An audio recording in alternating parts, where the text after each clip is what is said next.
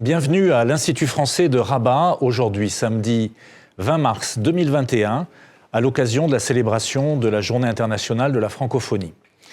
Cette journée va se décliner à Rabat sous 3 actions qui vont être illustrées par d'abord une table ronde qui va rendre hommage à Fatemma Mernissi, de façon à pouvoir présenter et à rappeler quelles actions ont été menées par cette grande dame et aussi quelle influence elle continue à avoir aujourd'hui dans la jeune génération. Nous aurons ensuite une illustration, parce que l'on célèbre bien évidemment la francophonie dans toute sa diversité, avec 2 lectures. D'abord, Rêve de femme, de Fatemma Mernissi, qui sera lu par Sophia Hadi, la grande comédienne Sophia Hadi, qui a accepté de partager son savoir-faire pour nous permettre de découvrir des extraits de cet ouvrage majeur de Fatemma Mernissi. Et puis nous aurons ensuite une autre lecture du finaliste du prix des 5 continents de la francophonie 2020, l'auteur marocain Youssef Amin El Alami, qui sera également présenté à travers une lecture d'extraits, là encore mise en scène et présentée par la comédienne Sophia Hadi. Donc on est très heureux de vous accueillir à l'occasion de cette journée 2021, en ligne, c'est vrai, avec un peu de distance, mais en attendant de pouvoir vous retrouver dans nos salles, ici même, à l'Institut français de Rabat, dans la Microfolie, au musée numérique, à la médiathèque, dans la salle Gérard Philippe. Et donc, en l'attente de pouvoir retrouver les chemins des salles, nous vous souhaitons une très belle journée de la francophonie 2021. Merci d'être avec nous.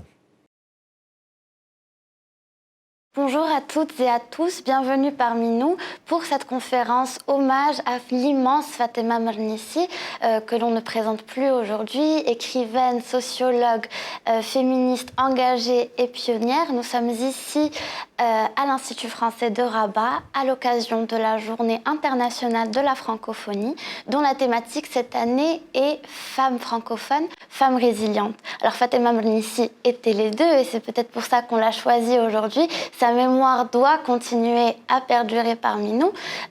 À nos côtés, Monsieur Farid Mreni, psychanalyste, psychothérapeute, président de l'association des amis de Fatemma Mernissi et puis amie de longue date, et aussi Madame Jamila Hassoun, ancienne libraire qui a connu Fatemma Mernissi grâce à son activité de libraire à l'époque, et puis aussi cofondatrice, co-organisatrice des caravanes civiques avec Fatemma Mernissi, amie intime et de longue date celle aussi. Bienvenue à vous.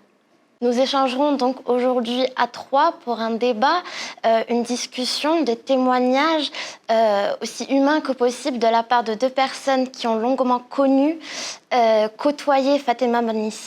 Monsieur Farid Mreni, aujourd'hui, est-ce que vous pouvez d'abord nous dire, selon vous, pourquoi est-ce que nous avons besoin de continuer à rendre hommage à Fatemma Mernissi ? Je pense que c'est très important parce que c'est une question de transmission. Nous avons hérité d'une pensée, d'une manière d'aborder nos problèmes au Maroc, d'une manière de penser notre société, la manière qu'elle a eue aussi de penser la question de la femme et de sa libération. Et je pense que tout ça, la position de Fatemma Mernissi est une position qui est singulière et qui n'a pas fait seulement débat au Maroc, mais dans le monde arabe. C'est une écrivaine très lue dans le monde arabe, mais aussi à un niveau international, pour dire que la démarche de Fatemma Mernissi, sa pensée, son parcours et son œuvre concernent certes la société marocaine et la société marocaine profonde, mais son génie a été de rendre cette approche universelle, de sorte que Rêve de femme, par exemple, qui se passe dans la ville de Fès et dans un riad, tout ce qui est de plus traditionnel, dans un harem, voilà que même les sociétés qui n'ont pas cette culture et cette manière de voir ont pu accrocher à ce récit, et ont pu un petit peu l'admettre comme quelque chose qui leur appartient aussi. Du coup, cette transmission de Fatemma Mernissi est une transmission qui nous concerne directement, comme je l'ai dit, pour tenter un petit peu d'approcher sa manière de la libération de la femme, mais aussi de l'homme.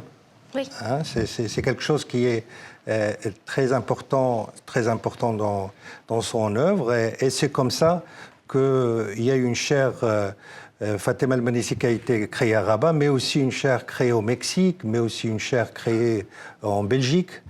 Hein, et donc, beaucoup d'éloges ont été tenus par aussi des pays du monde arabe depuis son décès. Donc, on voit bien un peu que cette transmission est aussi bien marocaine, elle nous touche au plus profond de nous-mêmes parce qu'elle traite beaucoup de la question de la société profonde marocaine, mais c'est aussi, et c'est sans génie, quelque chose qui a pu également être entendu et intégré par d'autres sociétés, même très étrangères par rapport à la nôtre. Alors, Madame Hassoun, selon vous, aujourd'hui, un peu la même question. Que représente la mémoire de Fatem Mernissi? Pour moi, c'est très important de continuer à lui rendre hommage, mais surtout d'abord, Fatem Mernissi est une des penseurs marocains qui ont fait énormément de choses.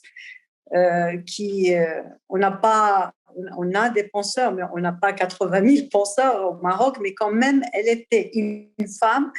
Elle avait été une des premières à travailler sur la condition de la femme marocaine, mais arabe en général, parlons de la femme arabe.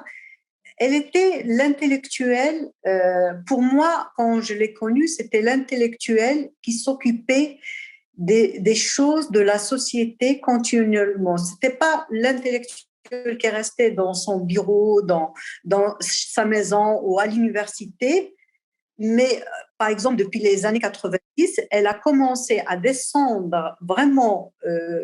Bien sûr, elle était sociologue, elle faisait de la sociologie, le terrain, c'était son travail, mais c'était sur la femme. Après la 90, 92, 93, c'était sur la société civile. Et elle était très touchée et intéressée à connaître de près ce qui se passait. Donc, elle a travaillé avec les femmes, disons, tisseuses, avec des femmes peintres, avec des femmes et des hommes, parce que Fatima n'aimait pas beaucoup cette question de féminisme quand on dit ah oui, les hommes ne sont pas bien. Non, elle a dit toujours que si on avance, c'est avec les hommes et les femmes. Elle n'a jamais nié le fait que ce sont les hommes qui sont les méchants ou quelque chose. La condition de la femme ne peut être améliorée qu'avec les hommes. Et elle avait rencontré beaucoup, vous en avez un à côté de M. Mrini, beaucoup d'hommes qui étaient vraiment des gens féministes, des hommes féministes, et qui ont travaillé avec elle et les a côtoyés parce que vraiment, elle croyait en eux. Et moi, j'étais toujours impressionnée par elle parce qu'on était toujours avec des réunions avec des femmes américaines. Vous savez, le féminisme américain, il est très différent. Ou une femme européenne, elle disait non, nous, on travaille avec les hommes.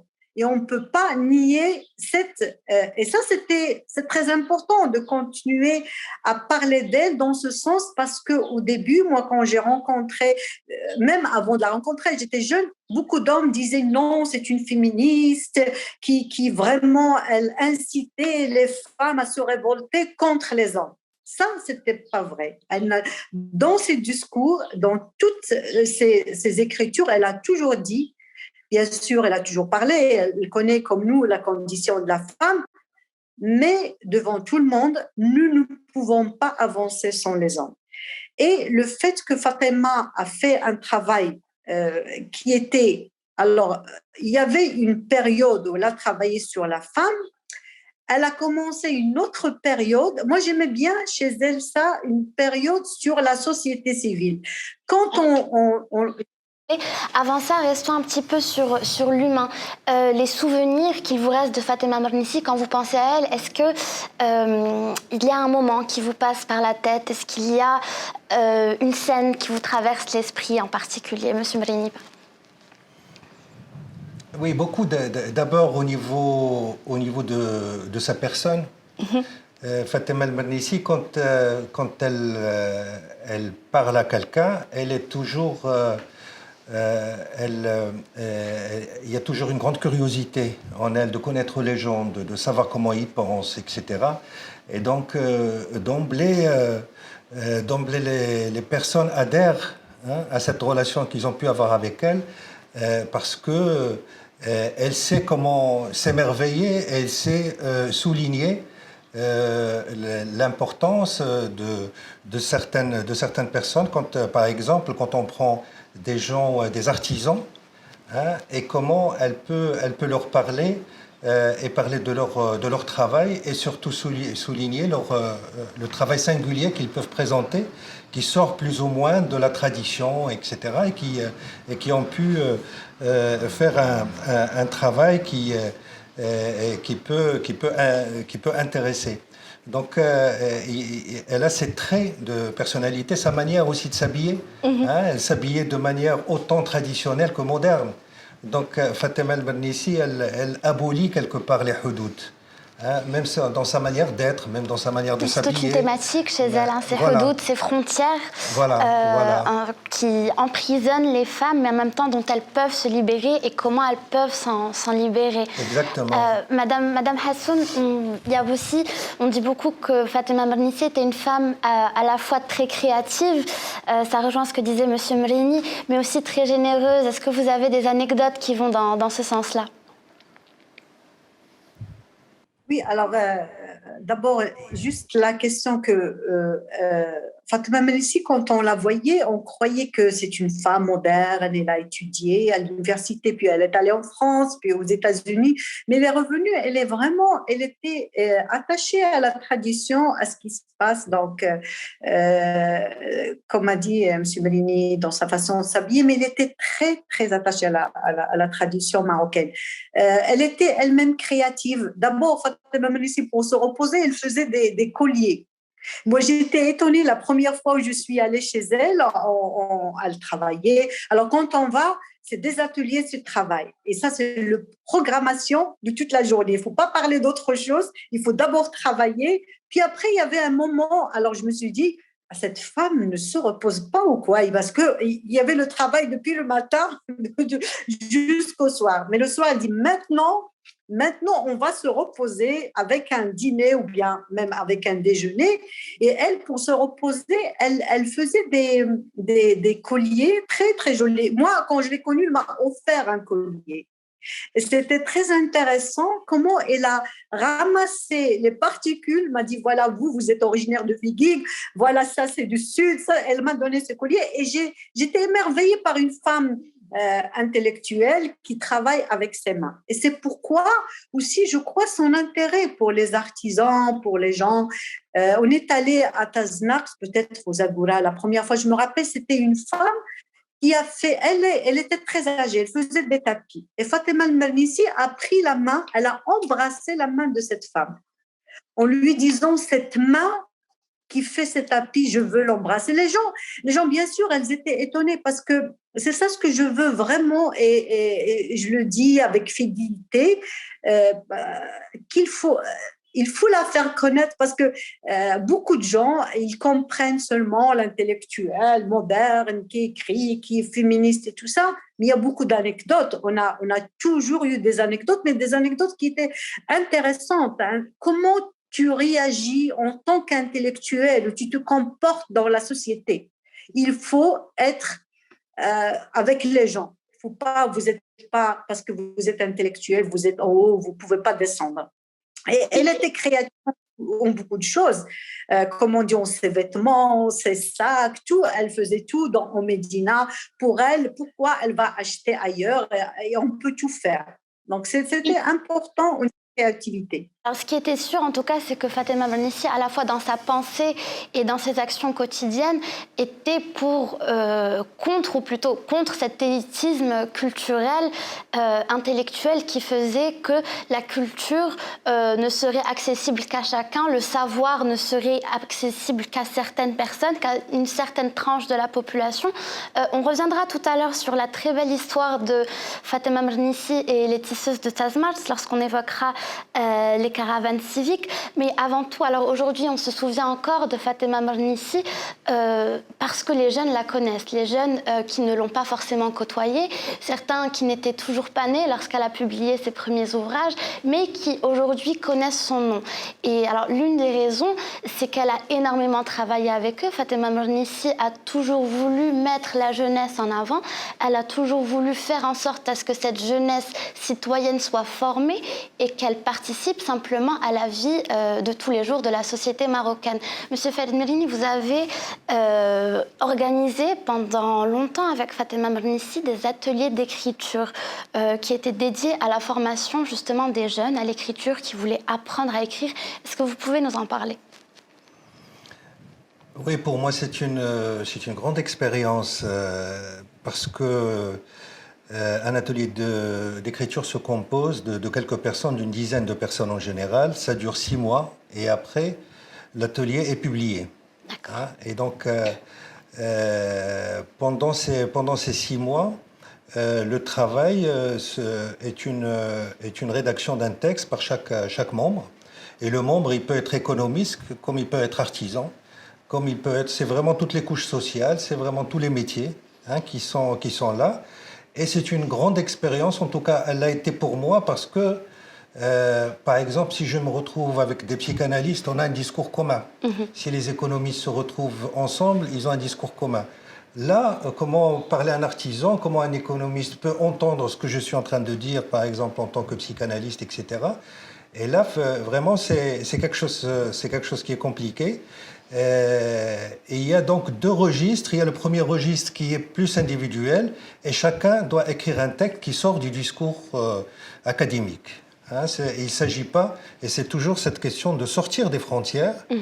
Et c'est en cela que c'est une expérience pour tout le monde, des frontières de notre connaissance, et aller tisser ailleurs, tisser avec sa propre subjectivité, avec sa propre histoire, avec ce que nous sommes, et tenter de produire un texte qui vraiment vous appartient.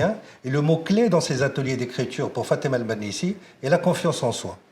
C'est-à-dire pourquoi on est inhibé pour parler de nous-mêmes. Elle-même, quand elle était aux États-Unis et qu'elle participait à des ateliers d'écriture, elle disait « mais j'étais tellement inhibée que je ne pouvais rien écrire ». Et qu'est-ce que c'est que cette culture qui nous inhibe? Et finalement, on peut écrire aussi des choses qui ne paraissent pas très, très importantes, mais qui sont importantes pour chaque personne. Donc cette question de l'assurance, de la confiance en soi, était pour elle très, très importante pour pouvoir émettre une opinion sur les sujets, mais qui vous appartient et que vous n'êtes pas dans la répétition. Alors comment les jeunes réagissaient? Parce qu'il devait y avoir des jeunes qui participaient à ces ateliers d'écriture. Comment est-ce qu'ils réagissaient? Non, la plupart du temps, il réagissait de manière très positive parce qu'encore une fois, avec la personnalité de Fatima Mernissi qui était très curieuse de voir un petit peu chacun son parcours, sa trajectoire, d'où il vient, etc., était une manière en même temps de rassurer et en même temps de dire que tout le monde est important dans l'atelier d'écriture. Et ce qui est très important, ce n'est pas seulement le jeune qui va produire un texte, mais comment on peut entendre. Parce qu'il faut savoir un peu que dans notre société, la question de l'écoute et d'écouter l'autre ne fait pas beaucoup partie de notre culture. C'est-à-dire que dans le cursus, par exemple, scolaire, universitaire, etc., on n'apprend pas trop à entendre l'autre. On apprend à apprendre, à acquérir de la connaissance, mais avoir une culture de l'écoute est quelque chose qui n'est pas beaucoup dans notre... Donc on est beaucoup plus dans la répétition au niveau traditionnel, au niveau, etc., que dans la créativité et dans la subversion, dans un discours subversif. Donc pendant cet atelier, on apprend aussi à écouter l'autre, ce qu'il dit, et on le porte par rapport à son texte, et ce qu'il fait, on se retrouve avec des textes très étonnants, très, très intéressant sur les sujets comme la violence des jeunes, par exemple, c'était un atelier juste après les attentats de Casablanca, et pour dire, attention, les jeunes ne sont pas tous des terroristes, mais il y en a beaucoup qui sont créatifs, il y en a beaucoup qui ont beaucoup de choses à dire, etc. Et c'est toujours une réaction par rapport à un événement social particulier que Fatima Al-Mernissi propose un atelier pour quelques personnes. Alors on a eu, je pense que vous faites référence qui est en fait des derniers ouvrages de Fatima Mernissi, coordonnés, édités en 2005 aux éditions Le Fenech, Réflexions sur la violence des jeunes, c'est bien ça. Madame Hassoun, je vois que vous avez l'air d'accord avec ce que dit Monsieur Mrini. Quel souvenir gardez-vous de Fatima Mernissi et les jeunes? Comment interagissait-elle avec eux? Moi, je vais parler de mon expérience. Quand je lui avais parlé que je ramenais les livres dans le rural, elle était très intéressée par ça. Les jeunes, il fallait faire on a fait des enquêtes. Moi, j'avais fait une enquête sur les jeunes en 99. Elle était émerveillée par les réponses. Et comme disait M. Mrini, pour elle, il était important de donner la parole à chacun et que chacun puisse s'exprimer. Vous savez, nous, dans notre tradition et ici au Maroc en général, maintenant peut-être les choses ils ont un peu changé, mais avant, on pouvait pas, le jeune ou l'enfant ne s'exprime pas. Il n'avait pas le droit de s'exprimer. Et donc, ça fait des blocages parce que la première réunion que j'ai fait avec elle à Casa et Rabat, quand elle m'avait invitée, on s'est rencontrés à Marrakech, c'était une réunion où il y avait beaucoup de femmes qui sont maintenant ministres, des femmes qui sont maintenant doyennes de faculté, très connues. Puis on a fait cette réunion, il nous a dit, chacun de vous doit s'exprimer en quelques lignes, dire, bon, qui suis-je? Par exemple, Jamila, qui suis-je? Alors on a commencé à écrire, mais à la fin, il y avait un blocage pour la plupart des femmes. Moi, j'étais étonnée d'abord parce que moi, j'avais déjà écrit un petit peu. Alors, je me suis dit quand même, ils vont écrire parce que c'était la première fois que je venais du Sud, qui est Marrakech à Rabat. Et là, elle a dit, il y avait une femme qui s'est docteur et tout ça, elle était debout, elle a dit, mais qu'est-ce que suis-je? Je ne peux pas m'exprimer. Elle lui a dit, Fatima, mais qu'est-ce que vous faites dans la vie? Je fais ça, je fais ça, je fais ça. Elle fait beaucoup de choses. Et vous pouvez pas. Et puis, je peux pas m'exprimer pour le dire. Donc, nous, on n'a pas cette assez confiance en soi pour dire ce que nous faisons. Pourtant, dans l'expérience américaine ou européenne toujours, qu'ils disent, ah, moi, je fais de football, je fais de la cuisine, je fais ça. Ils sont très, très, très fiers. Et nous, on fait beaucoup plus et on n'arrive même pas à dire ce qu'on fait.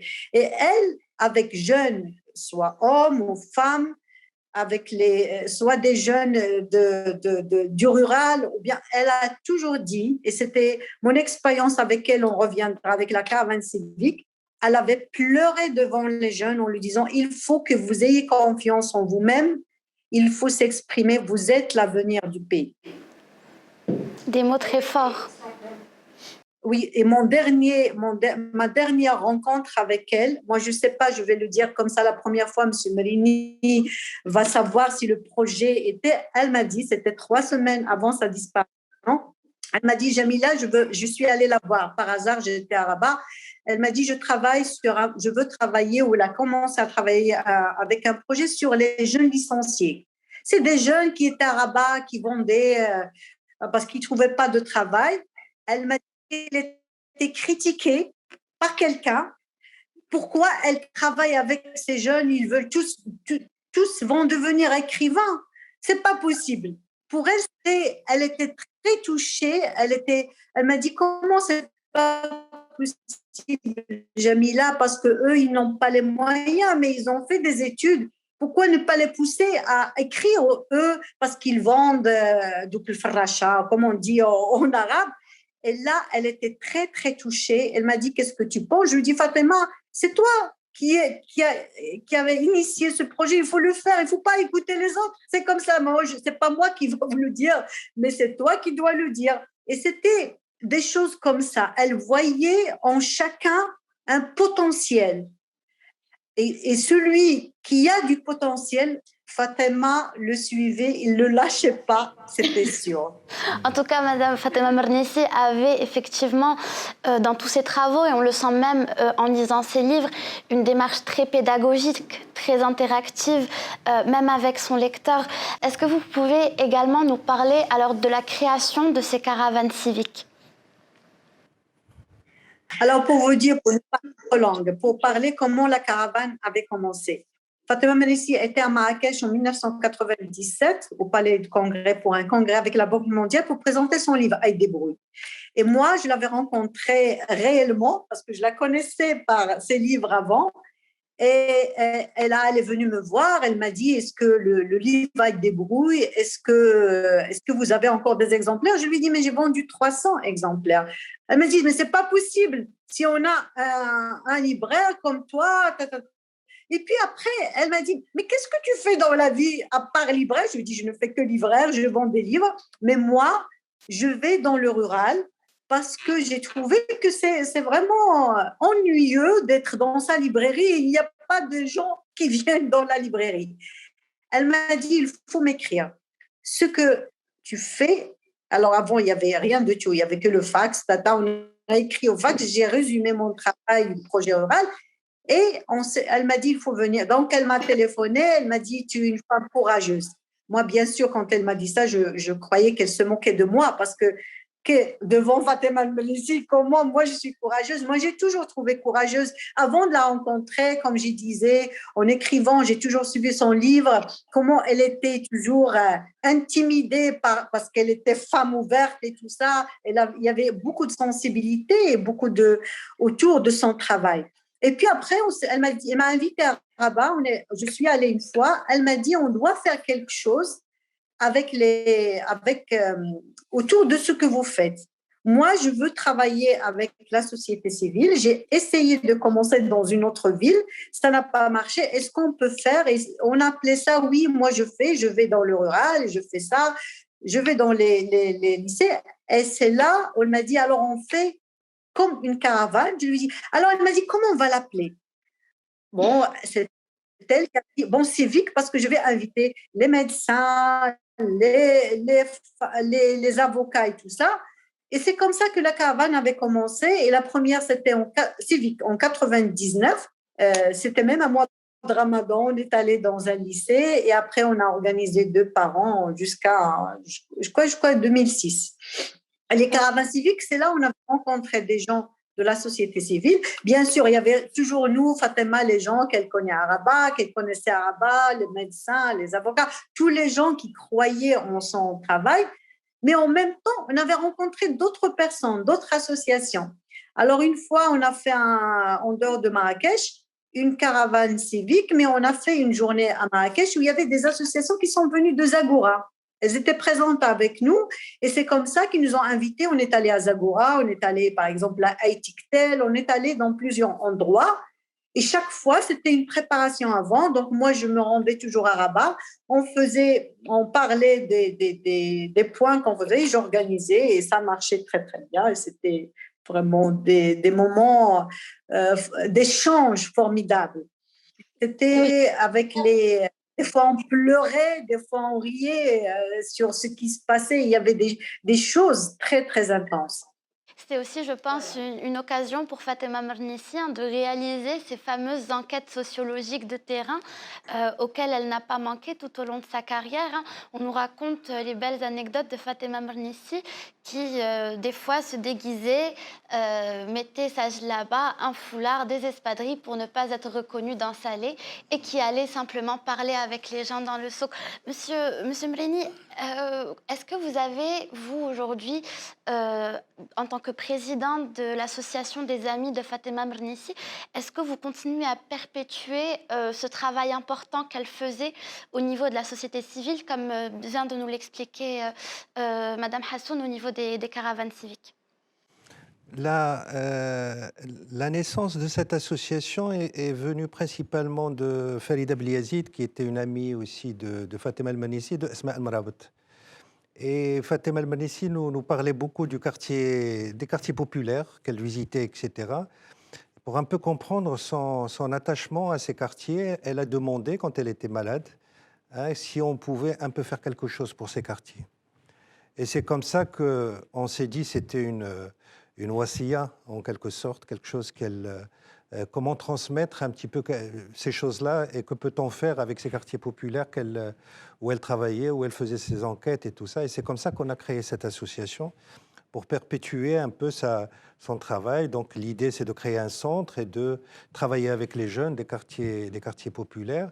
Et l'idée est venue de non seulement distribuer des ouvrages de Fatem El-Mernissi dans au Maroc en général de ces ouvrages pour que les élèves puissent avoir accès à des ouvrages comme Rêve de femme, comme les Sindibad, etc. Et puis la deuxième chose, c'est de créer des ateliers d'écriture. Hein, et donc, dans la continuité, le premier a eu lieu il y a 2 ans.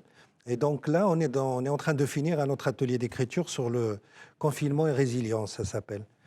Donc, c'est toujours extraordinaire de suivre les pas de Fatem El-Mernissi parce qu'effectivement, les jeunes ont beaucoup de choses à donner. Et un mot qui était très important pour elle et qu'on ne peut comprendre qu'en l'ayant exercé et qu'en l'ayant pratiqué, c'est la visibilité. Et c'est vrai qu'il y a beaucoup de choses très positives, artistiques, intellectuelles, etc., mais qu'on ne voit pas. Et elle cherchait à chaque fois à donner de la visibilité à ce travail. Juste une chose, c'est que Fatem El-Mernissi, avant de décéder, on était en train de travailler sur un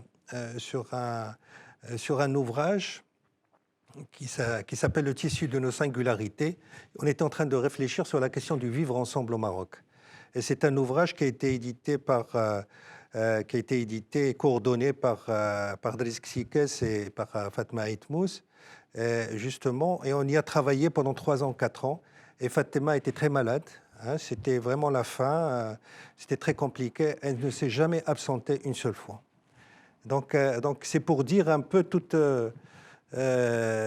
l'acharnement à travailler, à faire des choses, etc., jusqu'au moment où on ne la voyait plus. Et c'était le moment où elle était très malade.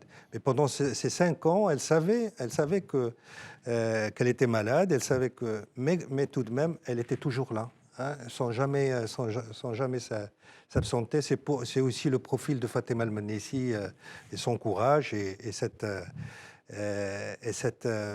ambition très positive, hein, et cette transmission qu'elle voulait absolument léguer. Par exemple, avec moi, c'était à chaque fois, alors vous faites un atelier, vous le faites tout seul, moi, c'est pas la peine que je sois là, faites, etc. Et puis elle donnait un engagement, en tout cas, très fort, qu'elle aura continué jusqu'à son dernier Elle était souffle. très animée comme ça de cette envie et tout ça, toujours être entourée, de toujours faire des choses.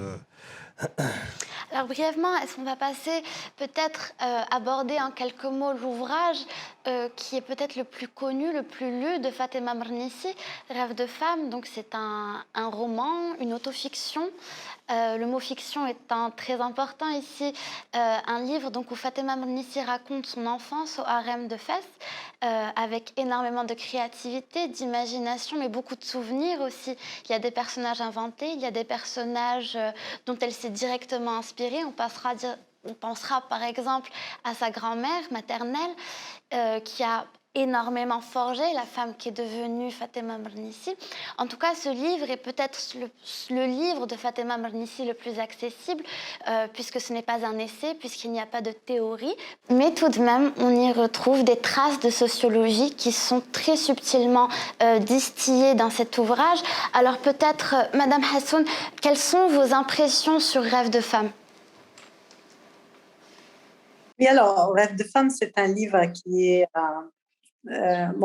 très intéressant. Quand on connaît Fatima et on travaille avec elle, enfin, c'est une fiction, bien sûr, tout à fait comme fiction. C'est un roman, mais qui est un peu autobiographique. Elle raconte les histoires. Beaucoup de choses qui m'ont interpellée et qui m'ont intéressée jusqu'à maintenant sur ce combat de femmes pour changer la situation. Elle ne voulait pas être comme sa mère. La seule chose, c'était l'éducation, l'apprentissage et la formation pour sortir de ce qu'on appelle les hudud. Et comment elle avait expliqué le haram, que c'était dans l'imagination, le fait de séparer femmes et hommes, mais très important. Elle était vraiment formidable de le lire, sa façon de le raconter comme mille et une nuits, raconter toutes les histoires ou son histoire avec son ami Samir. C'est juste pour poser des questions de ce qui se passait, qui voulait savoir, elle voulait des réponses à ces questions. Mais ce qui est très important, c'est ce combat de ne pas rester toujours une femme soumise et de combattre pour l'éducation. C'est seulement avec l'éducation qu'on peut sortir du harem, on peut sortir de toutes ces frontières. Monsieur Mrini, Madame Hassoun évoque ici les fameuses hudud, donc les frontières de Fatima Mernissi, qui sont alors d'une part matérielles, physiques. On parle des murs du harem qui enferment les femmes, qui ne les laissent pas sortir, sauf sous certaines lois, certaines règles. Et puis il y a aussi bien sûr toutes les frontières immatérielles, donc les lois par exemple qui interdisent les femmes de circuler, et puis les frontières que se mettent les femmes elles-mêmes dans leur tête. C'est un petit peu comme ce que nous racontait Madame Hassoun tout à l'heure, la femme qui disait à Fatima Mernissi, mais moi je suis qui pour parler de moi, je ne peux pas écrire. Alors qu'est-ce que vous pouvez nous dire vous de ces hudud, Fatima Mernissi, comment elle les a vécues et puis comment elle les a déconstruites? J'aimerais, pour répondre à cette question, évoquer un souvenir avec elle, parce que la première fois où je suis parti voir Fatima Mernissi sur son invitation, au fait, je l'avais invité à un congrès de psychanalyse qu'on a organisé à Fès sur les trois monothéismes. Et quand Fatima Mernissi s'intéresse beaucoup à la question du dialogue, et plus particulièrement le dialogue homme-femme, et quel dialogue peut-on avoir, parce que la société patriarcale telle qu'elle est raconté dans Rêve de femme, on voit bien qu'il y a des cloisonnements entre les hommes et les femmes. On voit bien que dans le patio, les limites sont claires au niveau spatial, et les hommes sont dans une chambre et les femmes sont dans d'autres chambres, etc. Et puis ce n'est que dans les étages finalement où on peut se raconter des histoires entre femmes, et il y a les hudud qui tombent un petit peu avec la tombée de la nuit. Et le jour des hudud, etc. C'est même du côté du langage. Tourne ta langue 7 fois avant de parler, disait la maman de Fatima à Fatima. Et quand Fatima ne pouvait pas se taire, et donc elle avait toujours des problèmes.